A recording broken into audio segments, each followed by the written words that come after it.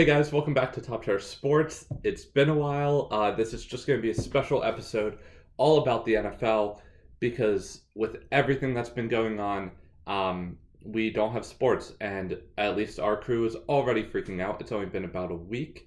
Um, I realized how much of my life is truly encompassed in some way by the world of sports and how much time I dedicate to it. Uh, Not sure if that's good or bad yet. We'll figure that out. But yeah, so since everything else has been shut down, the NFL, who's in their off season, has been making all kinds of moves between all the teams there, and especially because we have no other leagues, everybody's paying a lot more attention to it, and it has been wild, absolutely wild. So I just want to jump back to roughly a week and a half ago, and we'll start from there. I just want to go through all the moves, winners and losers, because we need to talk about this. This is crazy. Everything will be covered in this video, from each transaction from roughly 2 weeks ago up till Tom Brady announcing him leaving the Pats today, and we will get to that. So, with that, let's just start March 9th. Bill signed, and sorry, I'm going to be looking down because there's so much that I don't have it memorized this time. Bill signed Josh Norman. Love that for the Bills. Another weapon on that, another piece on that defense. Yeah. Marshall Yanda retired after 13 seasons. Tough loss for the Ravens. Congrats on a great career. All around respect. Titans are releasing Cameron Wake. This surprised me a little bit. The Ravens are putting a franchise tag on Matthew Judon. Okay. Chargers are putting a franchise tag on Hunter Henry. I really like this. I like seeing what he does in this one more year before you decide to pay him or not, because he's had injuries. Your team has kind of struggled. Let's get one more year to figure out what we want to do with this guy before releasing somebody who could be a very, very quality tight end down the road, or even in the next few seasons. Broncos put a franchise tag on Justin Simmons. Solid move. The Vikings released Xavier Rhodes. I was really surprised by this. I still think he's one of the premier cornerbacks in the league. So, yeah. The Titans released Delaney Walker. Don't get this move either. You need weapons, and I know he's hurt a lot, but Delaney's a very solid tight end option, like very solid in this league. Patriots are extending Matthew Slater to a 2-year extension.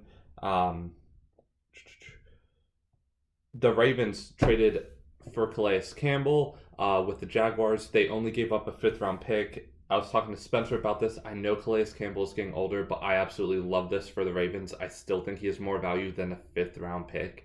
Think about who comes out of the 5th round and how, or if they can make an impact right away. And with Lamar and the way that team did last year, that team is looking to make an impact right away. So love that for the Ravens. Hate it as a Steelers fan.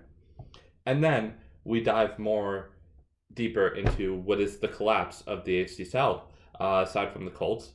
And the Titans agreed to terms with Ryan Tannehill. They pay him 4-year, $118 million.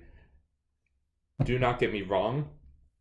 I think Ryan Tannehill is a capable quarterback. He is not top 10. He's probably not bottom 10. He's right in that middle, right where he should be. And he is not being paid like a middle QB. 4 years, $29.5 million a year. Yeah. Ridiculous. Absolutely ridiculous, Tennessee. I hate this. I really do. I don't think he's going to be bad, but I don't think he's going to be worth what you're paying for him. Not at all. So, yeah, weird move. Patriots signing Devin McCourty. Absolutely great for them. 2 years, $23 million. He deserves it. Bucks put a franchise tag on Shaquille Barrett. Not sure why they didn't just sign him. I don't know. Yeah. Packers signing Christian Kirksey. Steelers put a franchise tag on Bud Dupree. Falcons releasing Devontae Freeman. Right move. Vikings extending Kirk Cousins to a 2-year, $66 million. So Kirk is now being paid $33 million a year for the next 2 years on his contract. another move I just don't get.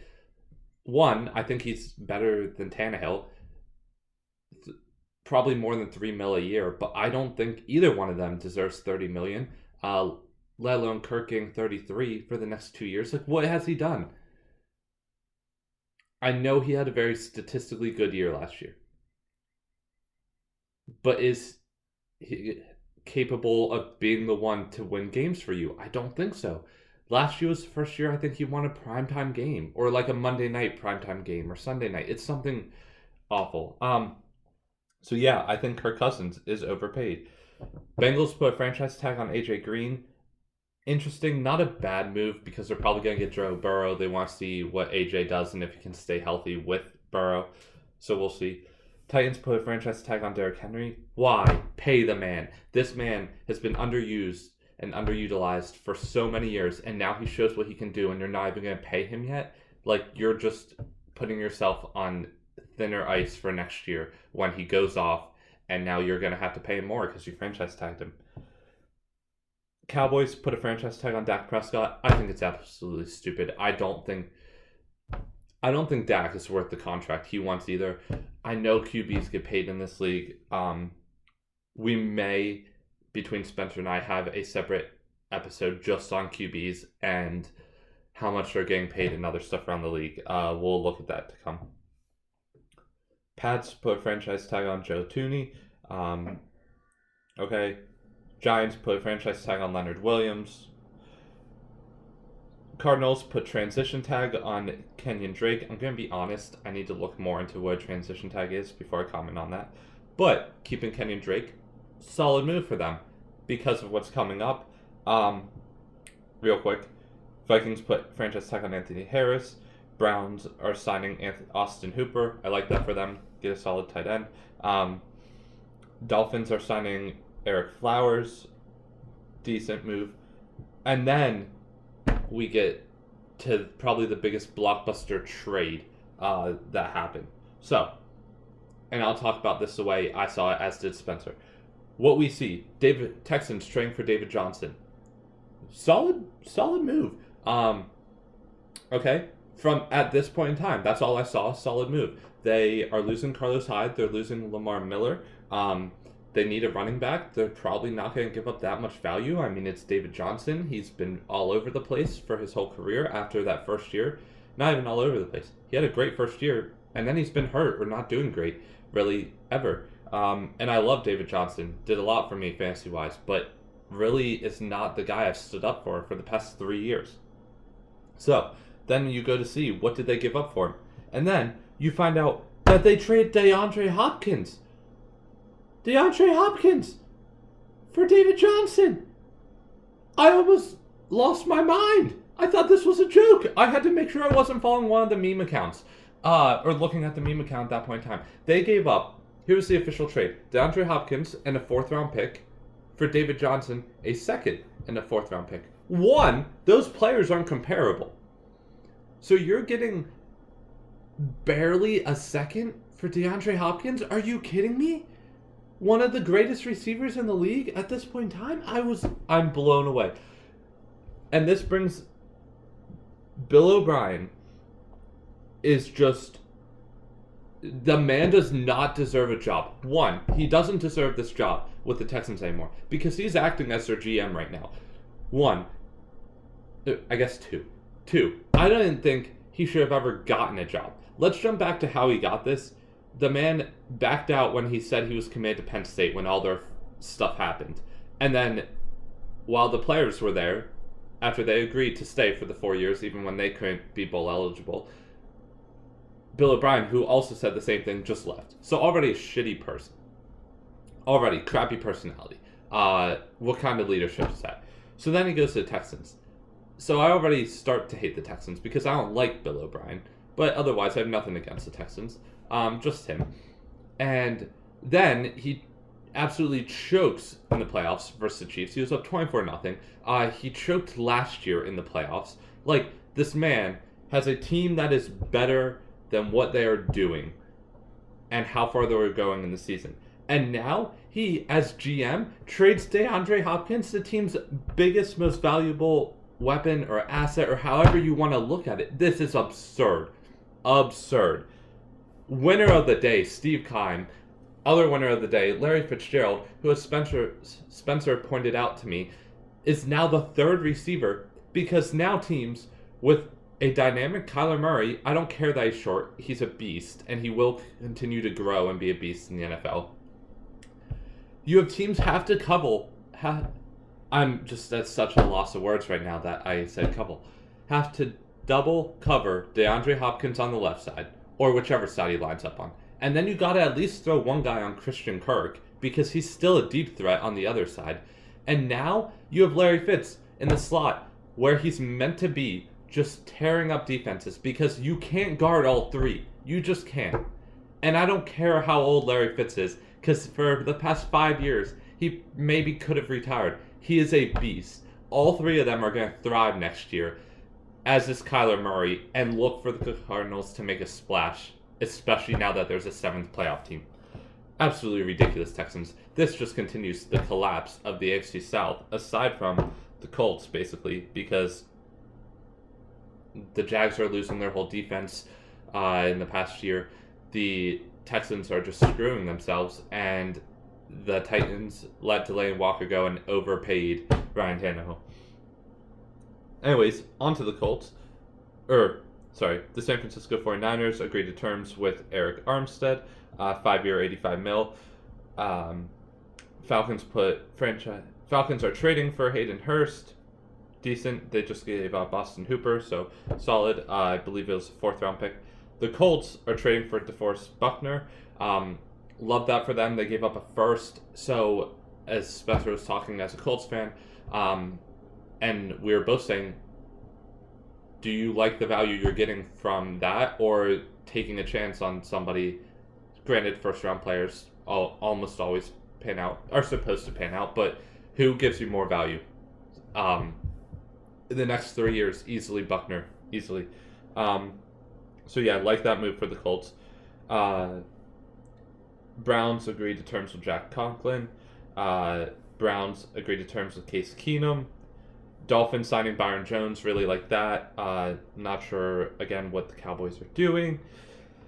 Dolphins signing Kyle Van Noy. Dolphins really looking... People forget that 2 years ago, this team was like a fringe playoff. Like, I think they went 7-9. Double check me on that. But yeah, so only last year was a bad year. Like, they went through a very quick rebuild, and they will be back. Maybe not this year, but they won't be as bad as they were last year. Not even close. Bears signing Jimmy Graham. Love this for the Bears. All they need now is a QB, which there's a lot of talk about who that will be.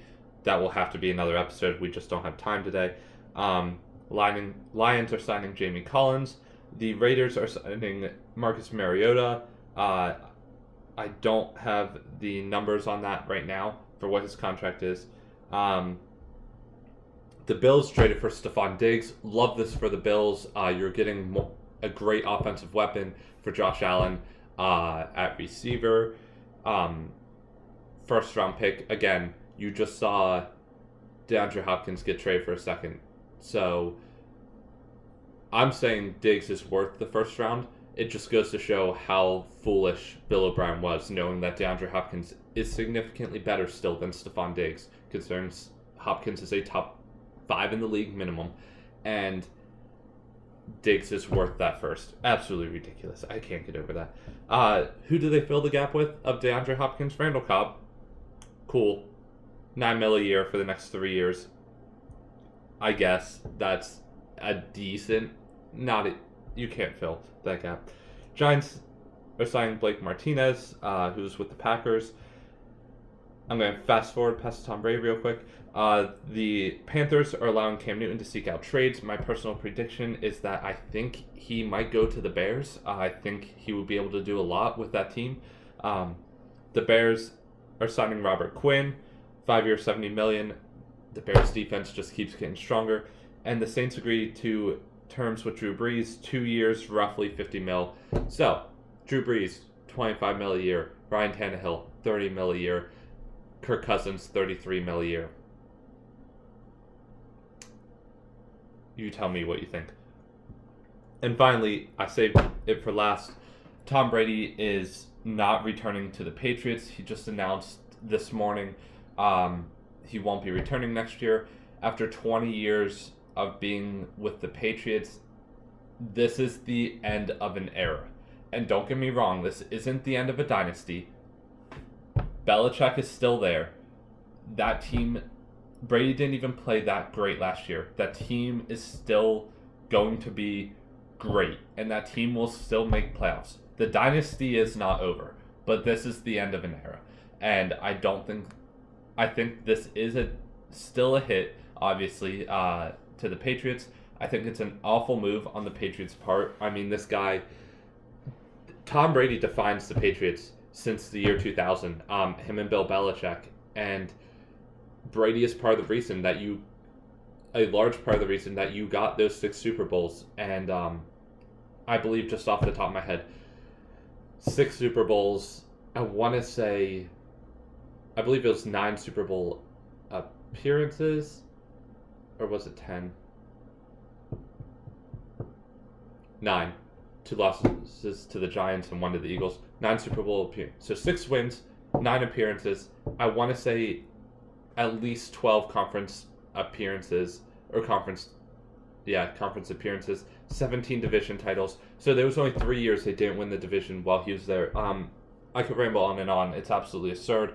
He took pay cuts to stay there so many times so that they could build a team around him. And now, when he probably asked for a little bit more money because he knew he earned it with 6 Super Bowls, they don't pay him. I think it's an awful move, awful showing from New England's franchise. I know they're still looking to keep winning in the future, but that's a guy who is possibly the greatest of all time, and you build statues around him, and you never let him leave. So we'll see where he goes. The Chargers are, I believe, the front runner at this point in time. Wouldn't be an awful move considering Rivers isn't going back there and is rumored to go to the Colts. And this will lead us into next episode, which we will hopefully in the next 2 weeks, when more has happened, talk about all the QBs in specific that have been moved. Once again, congrats Steve Keim and the Arizona Cardinals. Bill O'Brien should be fired. I don't like Robert Kraft's decision and how he handled this Tom Brady thing. And honestly, Brady, I wish you best of luck wherever you go. You've earned it. I hated playing against you as a Steelers fan. But yeah, one of the greatest of all time. Thanks for tuning into this episode of Top Tier Sports. Hopefully it got you guys 20 minutes of excitement about sports again, since not much else is happening out there. Make sure to follow us on Twitter at Top Charter Sport, and you'll see all the latest posts and feeds that we have. And also make sure you're tuning into our YouTube channel on Wednesdays to see our Top Charter Showdowns. Thanks, guys.